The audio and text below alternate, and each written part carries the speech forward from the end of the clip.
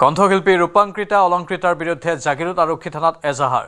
অগ্ৰিম ধন লৈও অনুষ্ঠান পৰিৱেশন কৰিবলৈ উপস্থিত নহল দুয়োগৰাকী। আজি ৮০ সংখ্যক স্বাধীনতা দিৱস উপলক্ষে জাগিৰোডত নিৰ্মীয়মান টাটা ছেমিকণ্ডাক্টৰ প্ৰকল্পত আয়োজন কৰিছিল সাংস্কৃতিক অনুষ্ঠানত গীত পৰিৱেশনৰ বাবে মেনেজাৰৰ জৰিয়তে ৫০,০০০ টকাত চুক্তিবদ্ধ হৈছিল দুয়োগৰাকী জনপ্ৰিয় কণ্ঠশিল্পী। কিন্তু ১০,০০০ টকা অগ্ৰিম ধন লৈও নিৰ্ধাৰিত সময়ত অনুষ্ঠান পৰিৱেশনৰ বাবে উপস্থিত নহল ৰূপাঙ্কিতা আৰু অলংকৃতা, যাৰ পৰিপ্ৰেক্ষিতত অনুষ্ঠান পৰিচালনাত সমস্যাৰ সন্মুখীন হোৱা আয়োজকসকলে কণ্ঠশিল্পী ৰূপাঙ্কিতা অলংকৃতাৰ বিৰুদ্ধে জাগিৰোড আৰক্ষী থানাত দাখিল কৰে এজাহাৰ। 15 আগষ্টৰ বাবে এটা অনুষ্ঠান আমি আয়োজন কৰিছিলোঁ আৰু তাতে আমি ৰূপাঙ্কিতা আৰু অলংকৃতাক আমি নিমন্ত্ৰণ জনাইছিলোঁ আৰু তেওঁৰ সৈতে তেওঁৰ মেনেজাৰ সৈতে আমি এগ্ৰিমেণ্টো কৰিছিলোঁ। তেওঁক নিমন্ত্ৰণ কৰিছিলোঁ, তেওঁ নাহিল। আজি আমি